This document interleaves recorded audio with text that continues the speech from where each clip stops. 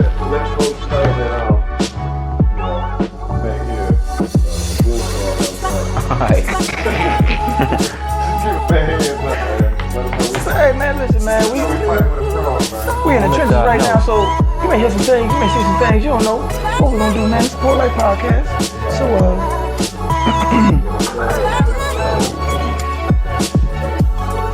Peace, man. I'm J. Rod D. and I'm G, You're checking out the Poor Life Podcast. hosted by none other than Nuance. Episode 5, man. This thing is moving along pretty smoothly, pretty swiftly. Yeah, man. We got a pretty good episode for you guys.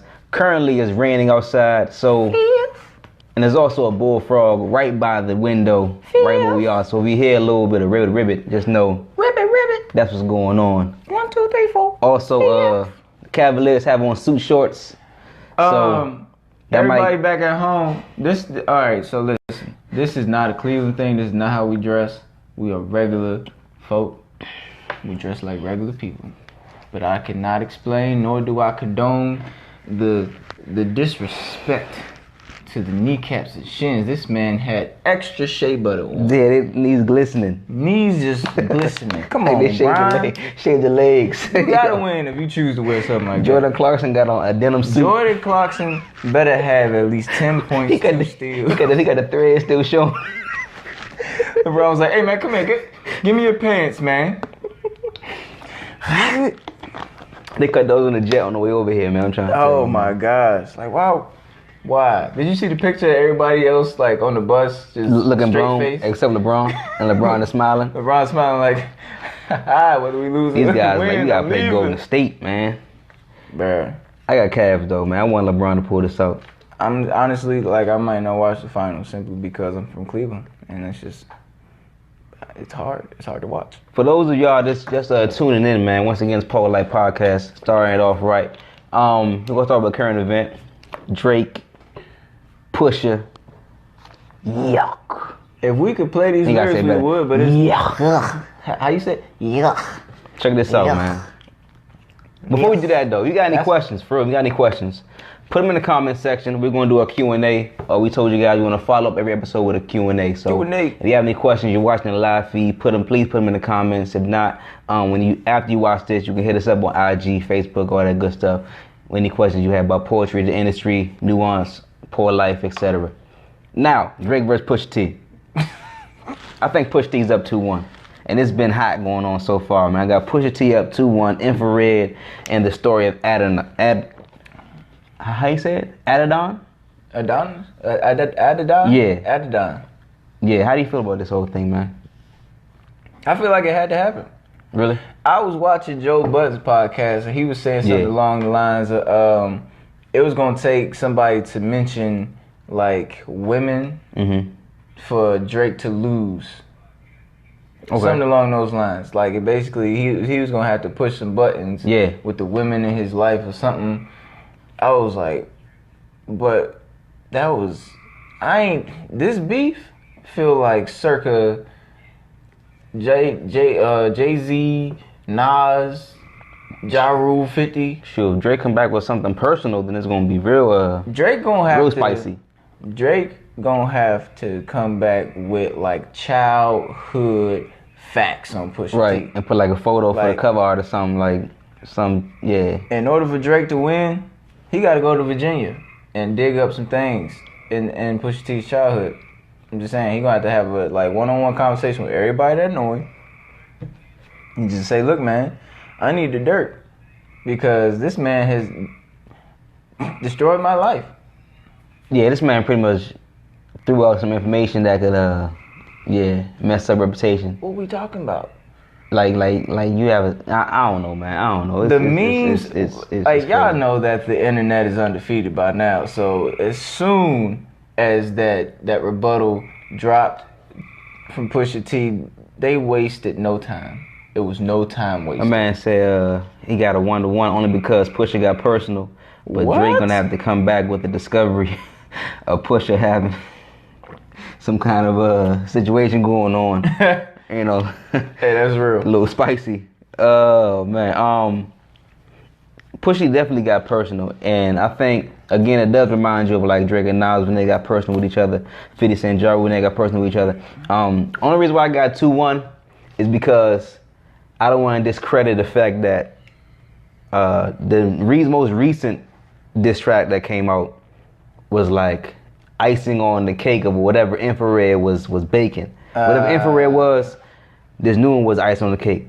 How do you go from okay, I'm gonna give you a little light jab, fill you out, bop, bop, okay, got Infrared, Beep, bop, you know bop. what I mean? Scoop diddy. Your lyrics did it, your hooks did it. Next thing you know, you coming through with the show 'em who you chose as your Beyonce. You know, like let's open the door, like yeah. But Drake did it to himself. He put his fiance in the song. I'm gonna let it ring out on you like Virginia Williams. Yeah, that's his wife. That's not That's his wife now? That's his wife. Oh, see. That's a whole wife, brother. You don't see that red flag on the plate. All right, don't throw somebody's wife in the ring. Bring wives into it. That's what he wives messed and up. kids. So it's kind of like at that point. All right, well, okay, we just gonna make it happen then. you gonna push the petty button? I'm gonna. I'm interested to see how this goes, man. By the way, I'm interested to see if Drake comes back. Is he gonna wait till the album comes out? Is he gonna do a Father's Day rollout now for a baby boy? I don't know, man. But it's just, you know, the evolution of this thing is just getting interesting. Speaking of the evolution, reminds us of our topic of the night, right? Yeah, man. Okay, what's going on with that? Topic What's that of the talking night. about, man? I'm excited about it, man, because we're gonna get a little more educational with y'all today. Topic of the night is the different stages of a poet, and we're gonna break it down into like the human stages. Okay. From your pre-birth to your infant stage to your adolescent all the way up to your adult stage. And this is the evolution of a poet, or the timeline of a poet, or something like that? Yeah, timeline of a poet, evolution of a poet, how you matriculate through time. Okay. Through your art. Bet. Right? Let's get it. Let's get it. So, pre-birth, I had 3 points, right? Mm-hmm. There's 3 on average points for each stage, but the top 3 I chose for pre-birth was first your thoughts. Thoughts are, you know, when you're young and you don't have really anybody maybe to talk to, or you're dealing with whatever, you have a lot of thoughts. And for those who are artistic, they write down those thoughts. Right. Which brings me to the second point, which is a journal of your poems. And when you're young, you write about whatever crosses your mind, whatever, you know, you might want to rhyme to or something. You put it to paper. Pretty cool, right? Pretty simple. Very young in it. And then you're unsure of this stage of, you know, am I a poet? Do I want to be a poet? Do I even like poetry? Is this just a journal? You know what I'm saying? That sounds like, I felt like Moesha, right? Dear Diary type feel. But yeah, I think that's the first stage of establishing who you are in this poetry road that you're on. So you got your thoughts, you transfer your thoughts into journals of poems, and then you have that, you're still in that stage of where you're questioning some things like, what is this poetry thing? Am I good at it? Can I see myself building my confidence in this to really want to, you know, make this my thing? Yeah. Because everybody has a thing, right? But is poetry my thing? Was poetry your thing, J-Rod D, when you was just a kid in that classroom blown in math class? Was it your thing yet, or was it just something that you just dabbled at? It was just something that I felt like I just needed to use as a release, instead of like getting upset and, you know, resorting to other means of expression that may be negative or harmful to myself and others. I found that when I started writing, it made it a lot easier to deal with certain things. When I was younger, was in church, back at church one day, and my cousin said, "Hey, Jock, we're gonna freestyle real quick. Go ahead and freestyle." Yeah. And I was a young dude. I said, "I get the education for the whole nation. Now I'm free. So be like me." And I was a young dude, so people didn't expect that out of me. So everybody was like, "Oh, okay." But fast forwarding to when I first started writing officially. Again, it was just a means of expression so that I wouldn't be doing a whole bunch of other stuff, man.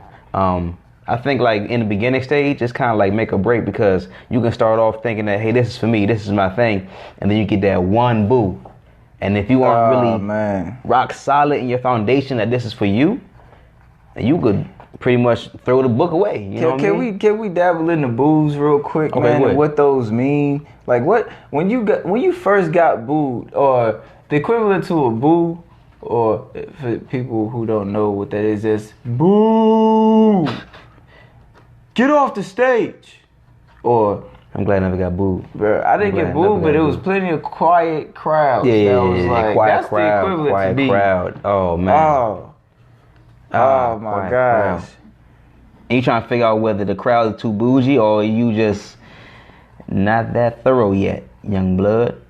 I think for real, man, when it comes to that, honestly, in the beginning stage, if you don't know any better, you can take that the wrong way.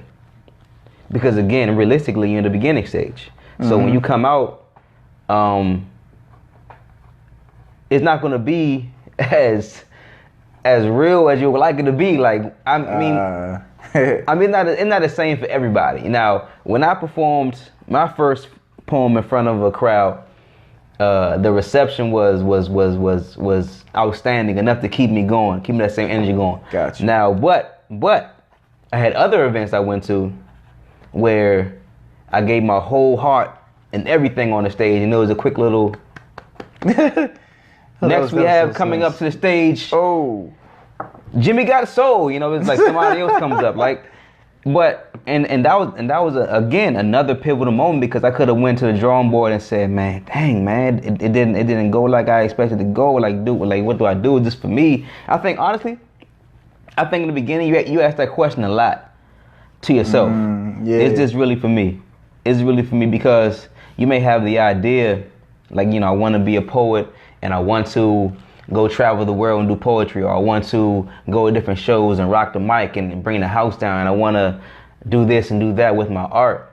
And then you read that first roadblock, yeah. and now you're sitting there questioning everything that you actually put into this whole thought process. I dig that. Like that quiet crowd will really have you evaluating everything. Like everything. What am I doing here? What's going on? Mm-hmm. Do I like this? Do I want to do this? Because you know, like when you're young, Yeah.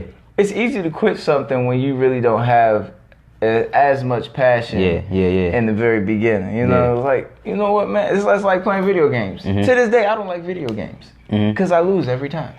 Not even Madden? Even Madden, and I love football, but it's like video games and me just don't click. So I play it just, you know, to, you know, enjoy the fellowship with my brothers, but I'm not the brother that will just automatically be like, yo, y'all trying to hop on the sticks? Yeah. No. Because I used to get mad. Yeah. I'm a sore loser. So when it came to poetry, you get that quiet crowd, that sympathy clap, that, Yeah. oh, that Easter clap. Oh, my babies. Right. Right. Only person I tell you that went good was like family or something. Oh, man, what? Hey, that was good, man. And they don't even remember what you said. They was just supporting. Yeah. I remember one show I went to, and this is probably like in the early stages, and I performed. I did a whole piece. I had written. I worked on this piece for like a week trying to memorize it. Yeah. And when I finished, you know, I did my thing. Smiles went, and then after the event, you know how you wait around just to see. Yeah. You know, everybody, you've seen everybody. I waited around to see if people gonna come and say, hey, good job, hey, because I was looking for that validation.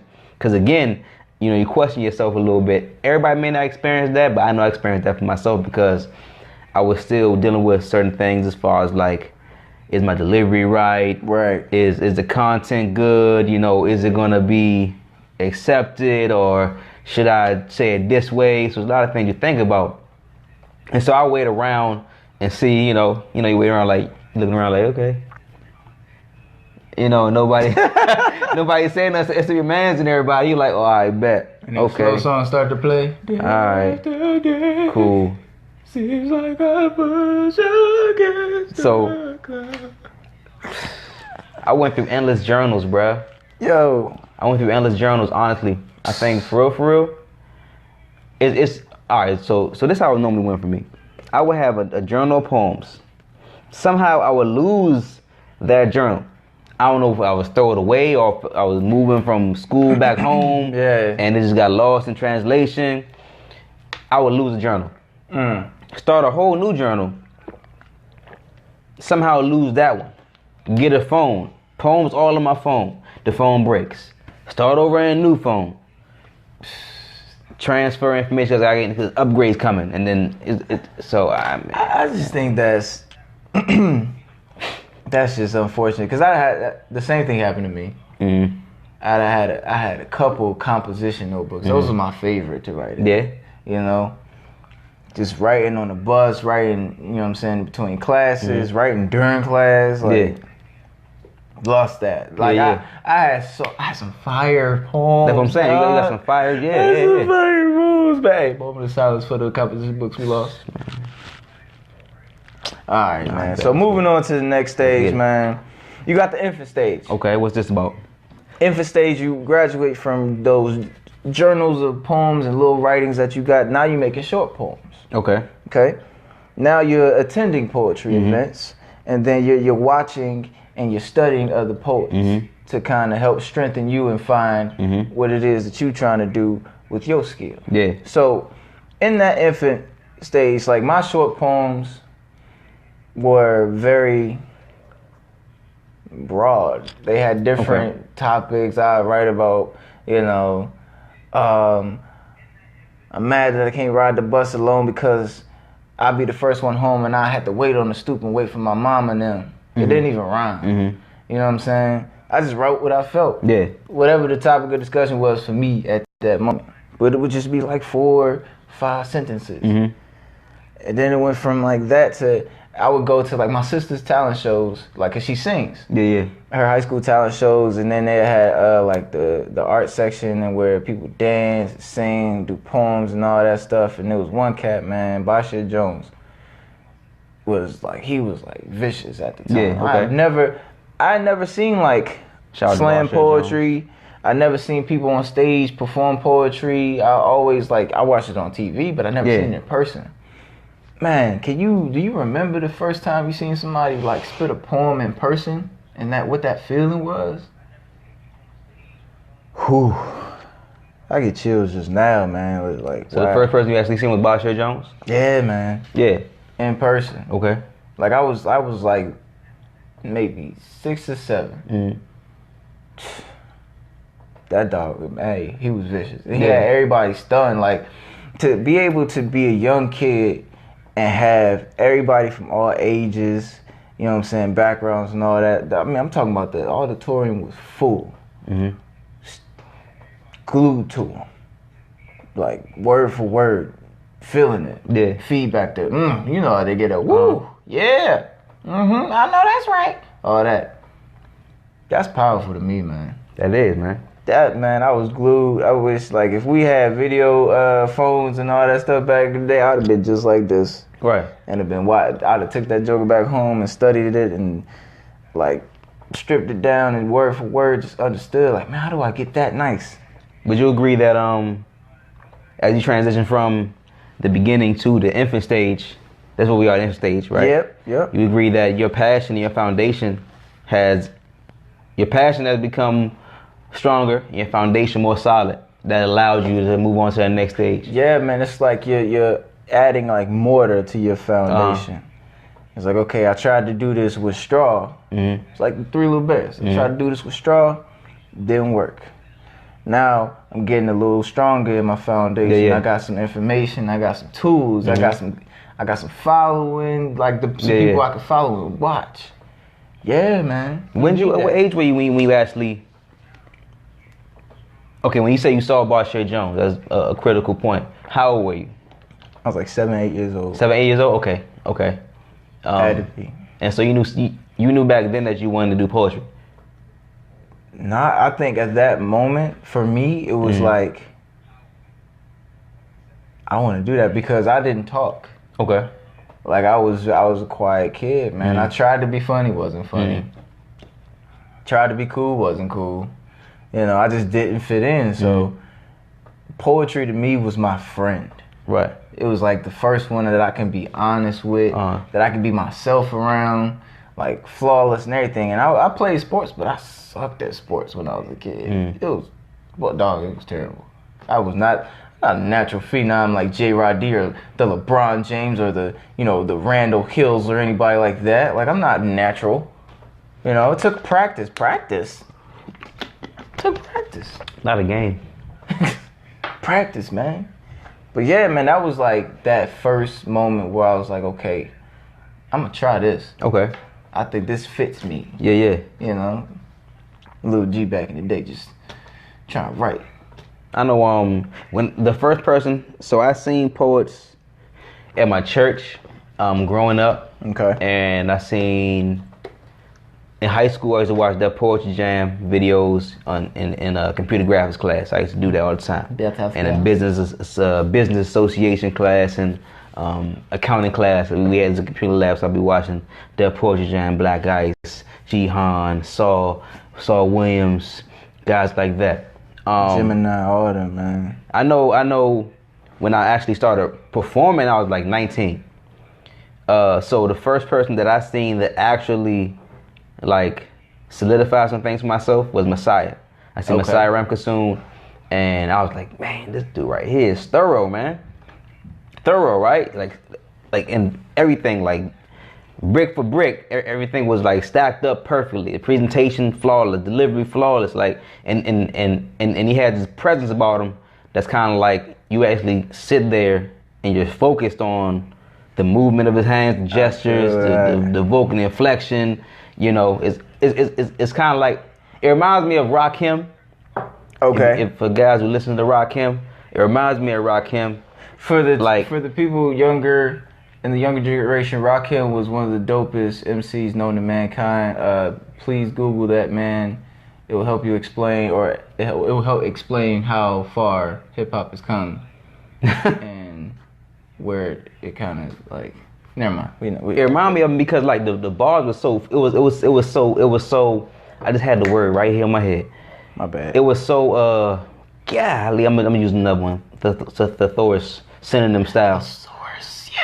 The I guess I lost my train of thought, man. Basically, what I'm trying to say is, it reminded me of Rakim because his delivery and it was so solid, and when Rakim flows, it's like it's slow, it's steady, it's not rushed, it's patient, it's timed, it's calculated, and the same thing with Messiah. So when I seen that was like, okay, bet I can keep on going because one day if I practice hard enough, I can be like that.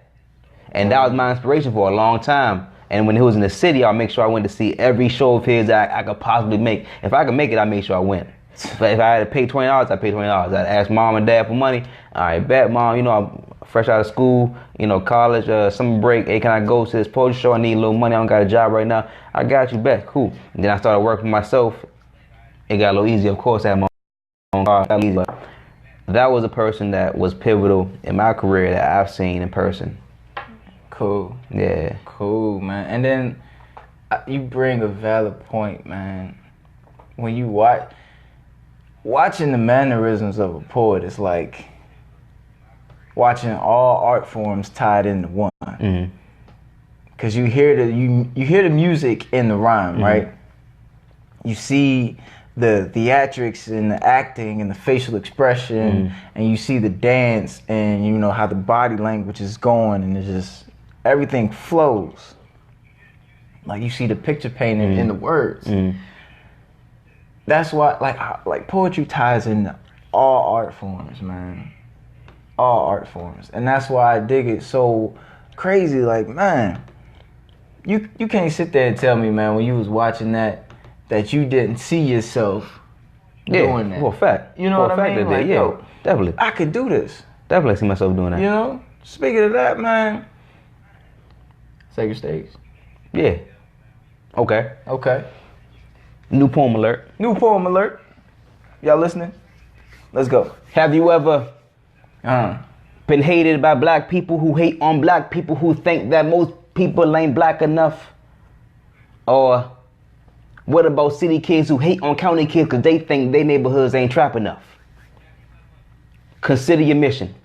to spark wisdom and give light. Magnetic appeal to bring the audience up a level. Like mist before the rain, depending on how you feel and giving you keep it real with clarity. So, here you stand. Talk, man. Microphone in hand if it tickles your fancy. You took all this time to write all these rhymes or poems on your mind. As you can see, the crowd is plentiful, but the room is full of listening ears attached to distractions. Moving to the tune of their cellular. Mood is in the tune of who gives a what. If it's not lifting heads or rising hearts, imagine dealing hands to a blind man's stamina. Calling for stamina. If you rambling, then relinquish whatever benefit of doubt remaining. No scavengers, amateurs, bottom feeders, deceivers. Reach into the fire. Retrieve whom God desires. The chosen choose themselves. Redeem the time transpired is real. The sacred stage is holy ground.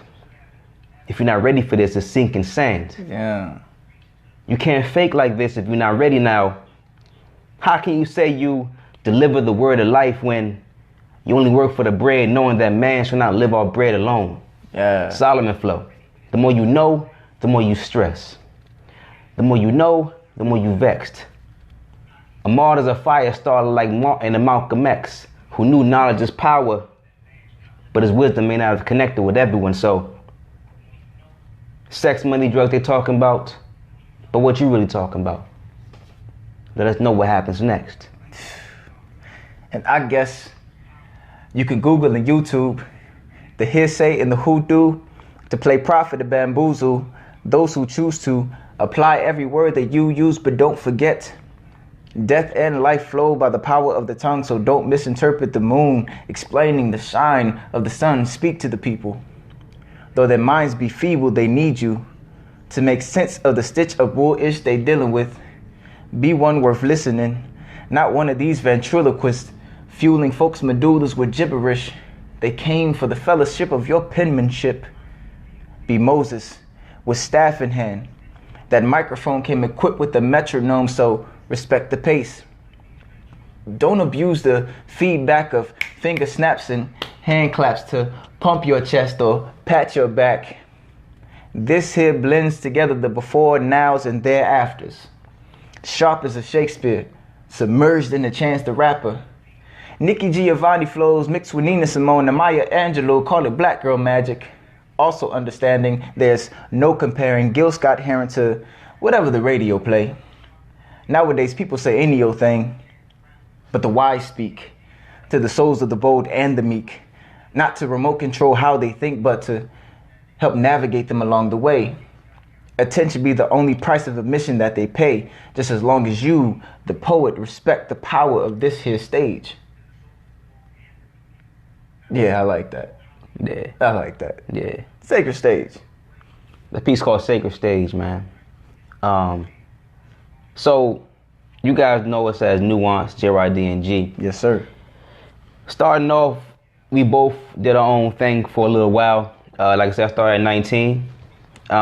And we actually didn't become Nuance until, well, a couple of years ago, actually, at the request of one of our frat brothers, who said, hey, you guys are both doing shows, you guys are both doing poems, and you guys are both performing. And at the time, we were living together all in the same house. Yeah, he was like, look, man, why don't y'all just, start doing something together or become a group? Hey, mama. And we were like, okay, that's cool. It sounds good. It sounds good. All right. So what should we, what should we name ourselves? He said, how about you name yourselves Nuance?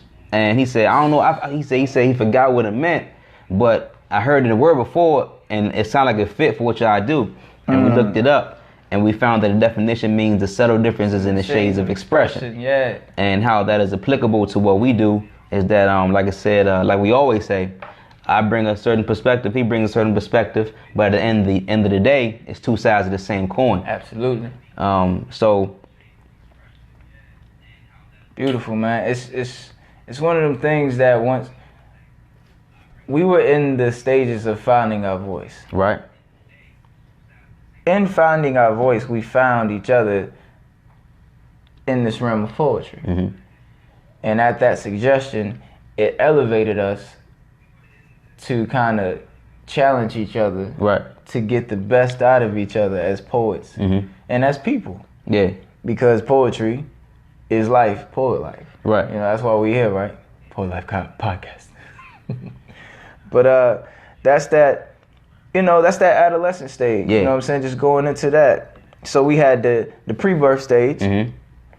You know, your thoughts, your journals, and your unsure stage of if you wanted to do this poetry thing. We Right. had the infant stage of writing those short poems and, you know, attending poetry events and watching or studying other poets. Now we at the adolescent stage. Excuse me. Now you're participating in open mics, Mm-hmm. right? Mm-hmm. In participating in open mics, it requires you to practice your craft more. Mm-hmm. You know, develop that sound more, finding your voice. Right. Really understanding that my gift and your gift are the same or similar, Mm-hmm. but our delivery is different. Hence why we are nuanced. Right. You know, and then you don't have to have a partner to really bring that out of you. Yeah. Definitely. You don't need that. You being who you are, you being the vessel that you be, that God made you to be, allows you to use your voice, practice your craft, find your voice, and really just be a beast. Yeah. Be a beast. While we decided to become nuanced, what it did for me was it added a layer of value to what I do. It also gave me some more accountability to what I feel like I needed, and it also gave a different element to what I was trying to do. So I know doing my own thing, it was cool, but being that I don't have like a street team, I don't have a lot of things, and of course, you know, you want to be able to do for self. Yeah. But I feel like it was appropriate to join on because we had a lot of similar topics and a lot of conversations were leading to more poems. It's kind of like, okay, let's start off with just doing one show. And so we did one show. We did a Miss Black and Gold pageant at my alma mater at Maryland Eastern Shore. We did that, and afterwards, people will always associate us as a group anyway. So it made sense that Cal, our brother who suggested we become a group, even hinted. Shout out to Cal. Even hinted towards that. Quick note on originality, because you were speaking on that. Understanding yourself. Now, there's a small, subtle degree between the originator and the imitator. You agree with that, right? Speak on it, brother. Most times, more than not, if you're the imitator, you're living out the lifestyle of somebody else. You're living off the foundation that somebody else had established. Wow. When you finally find your own voice and finally found out who you are, it frees you from that sense of, I have to do it this way because this person has done it that way. Mm-hmm. I want to get the same results and do the same thing. Instead, you're now challenging the process. You know, challenging the process and creating a lane for yourself. Now that you find your own voice, you have your own vision, you can see things your own way for what they are and not what they appear themselves to be. That's a quick note on originality based on what you were just saying. Going to open mics though, and if I could follow up on that. Yes, sir. Going to open mics, man, that's key because you have to get the work out there. Now, if you say you're a poet and only keep it to yourself, only keep it on social media, that's one thing. But people have to be able to see your face because real people go to shows. Real people are at these events. And real people are the ones who are going to put you on. Not saying you look for a handout. And I don't say put you on as if it's like that situation that people can associate that with. Mm-hmm. I'm saying put you on to greater events and a larger network than what you may have on social media alone. How has that been for you? Because you've been grinding for a while, and when we became nuanced, you've been grinding for a while, but now you added a social media piece to it. How has all that helped in like a big conglomerate mix towards the evolution of you as a poet? Because now we are in, what stage we in now? We're in the adolescence. The adolescent stage. Yeah, man. So being open to like the open mics and, you know, I didn't find my voice. To me, I didn't find it thoroughly until I was 27. Yeah. You know, just learning like what am I saying? Mm-hmm. You know, am I imitator? Am I originator? Mm-hmm. You know, what is my context about? Can my mom be proud of what she's hearing? You know, or is she concerned, or does she have to, you know, cut it off because there are too many words, of profanity, or, you know, too many graphic, whatever. So that kind of, you know, spoke to me in the reason where it's just like, okay, you can paint a picture without, you know, being typical. Mm-hmm. You know, typical being, you know, talking about sex or talking about money, talking about whatever problematic things. Be solution based. Yeah. Be helpful. So, and then social media allows me to see how people receive it. You know, going to those open mics, right? Right. And we live in like a social media world where people have their phones on them and they're going to record. Mm-hmm. So it's like, okay, I want what my art is saying to be shown amongst the masses, so that somebody's grandchild will say, hey, look, grandma, look, you know what I'm saying? Yeah. Or somebody's mother can watch this, or somebody's uncle, or whoever, like, no matter the religion or anything, I want it to be transparent as possible. Me doing social media and then putting 31 Days of She and promoting our books and our shows and just little snippets of poems that I may be working on. Yeah. It can be well received, or it can't be well received, but it gives me the opportunity to grow, because then I see, okay, the feedback allows me to understand what people are thinking, where their head is. Yeah. And then like the reception of it is, okay, people may not be feeling that one too much, or I could have did better on my delivery, or my how I speak, and because I had my mom used to kill me on this because I mumbled a lot. Yeah. So I have to over articulate a lot of times, and it sounds like, oh, you sound like you have an accent. Nah, that's what I had to do because I mumbled. Yeah. And it's all good, man. Get your point across. So the adolescent stage, but also another part of the adolescent stage is seeking mentorship in your art. Right. You need that type of covering for somebody who's been in the game longer than you, who's been in your shoes, and who can actually be an attribute to your growth. Now, every poet is not a mentor. Yeah, every poet is not a mentor, because there are some who may not feel comfortable being in that role. Okay. So you can't, just automatically assume like, oh, I'm gonna go to what's cuz name? P4C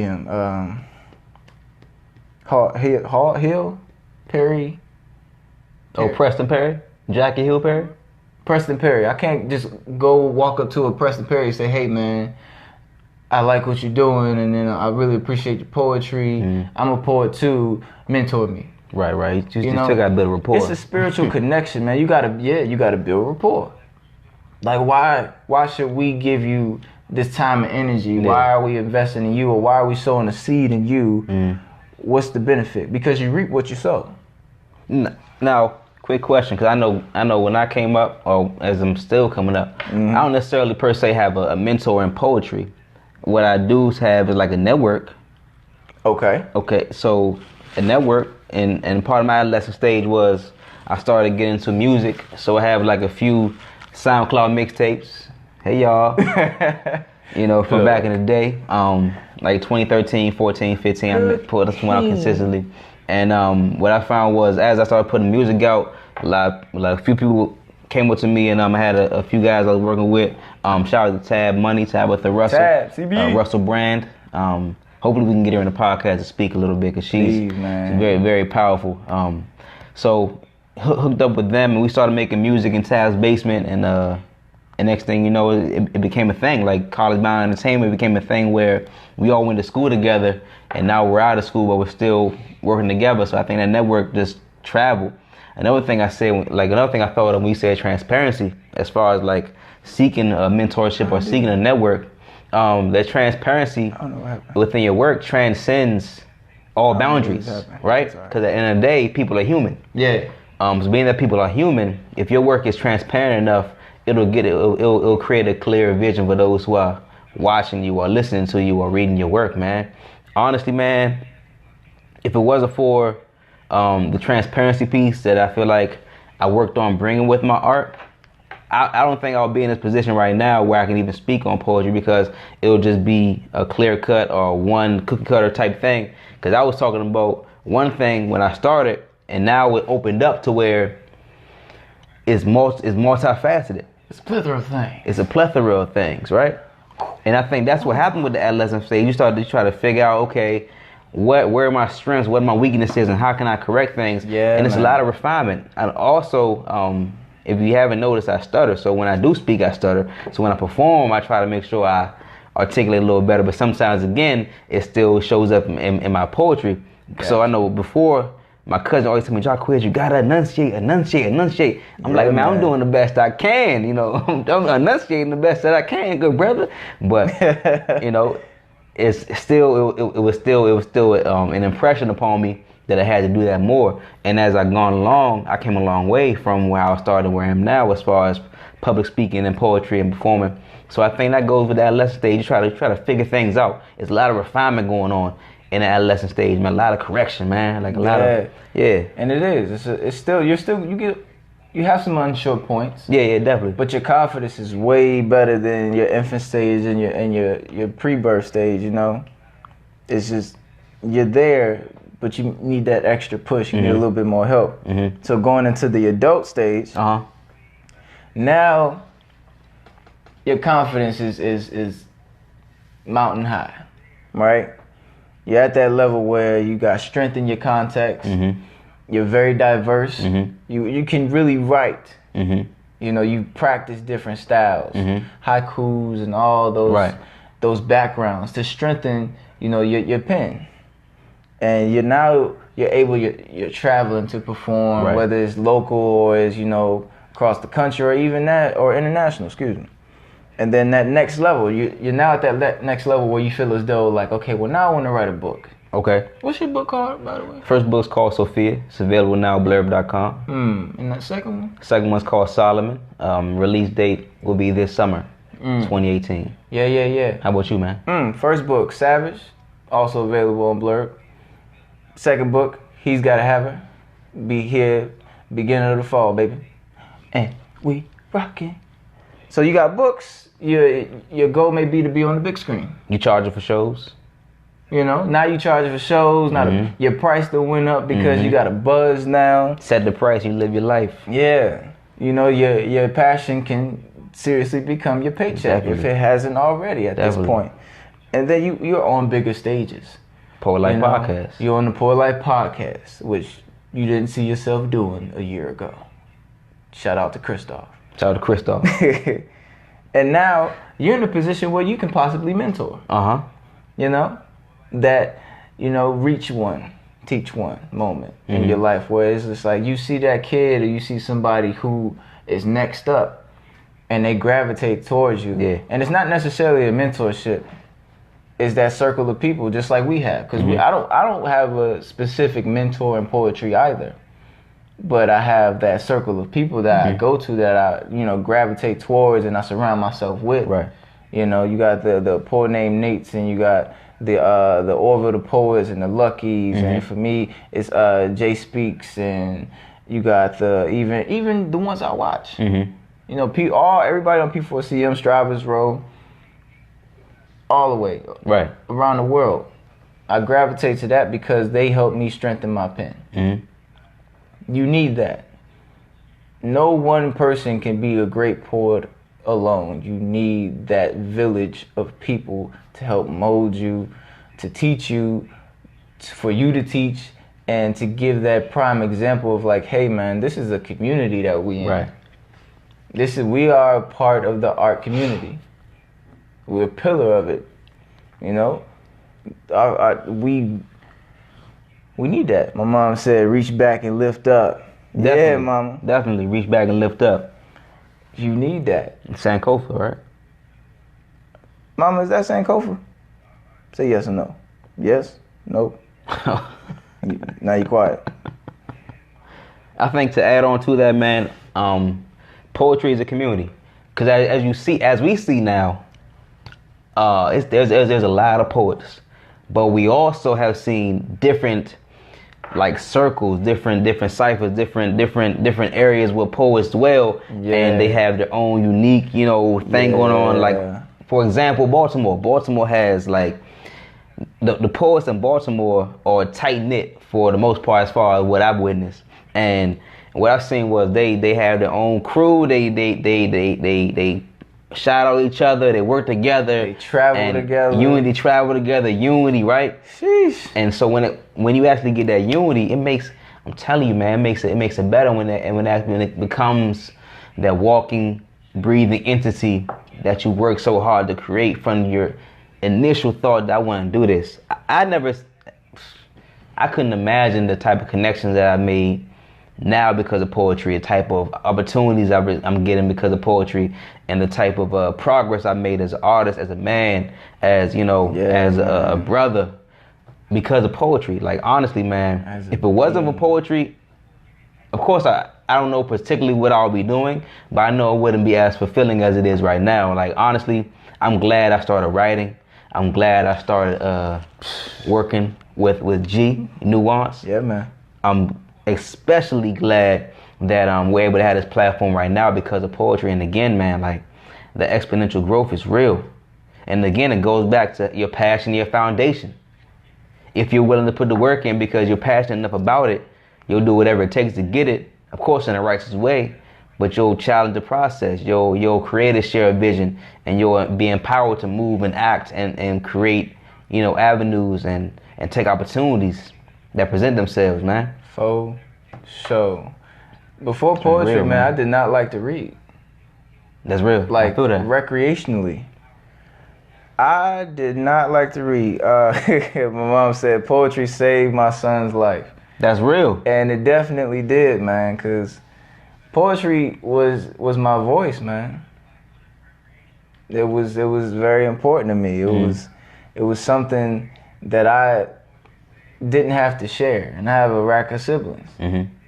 Poetry was mine, I wasn't stingy with it, no, but I was more so overprotective of it, because it was like that best friend, that thorn that you can grow with, and just it'll teach you about your scabs and all that jazz, and just being around with the people that I am around with today. Yeah.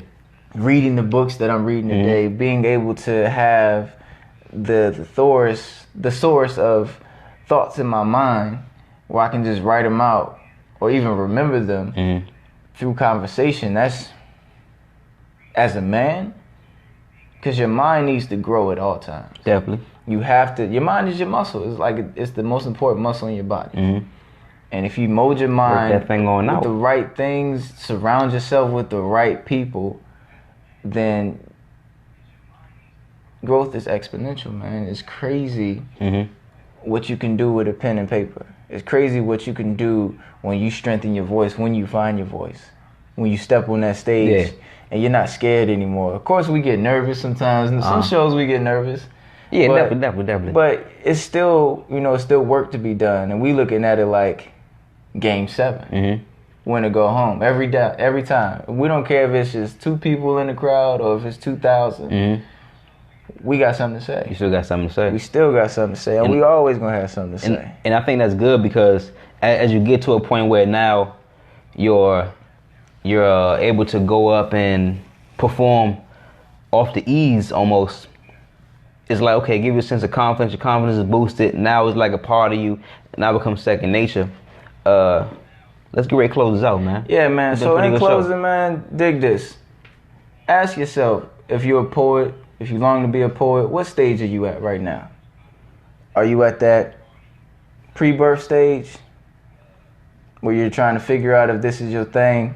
Are you at that infant stage where you're starting to write more and attend these events, but you're still unsure? Are you at the adolescent stage where you're gaining confidence, but you still need that extra push? Or do you feel like you're there, but you still need a little bit of help to get you to that big stage, man? Once again, it's the Poet Life Podcast, man. Check this out. I'm J. Rod D. And I'm G. Check it out, man. Also, question and answers. Send those. Send them. Have a Q&A episode coming up soon. Hey, if you don't send your questions, man, we're going to drop a diss track. All right? Peace. Peace.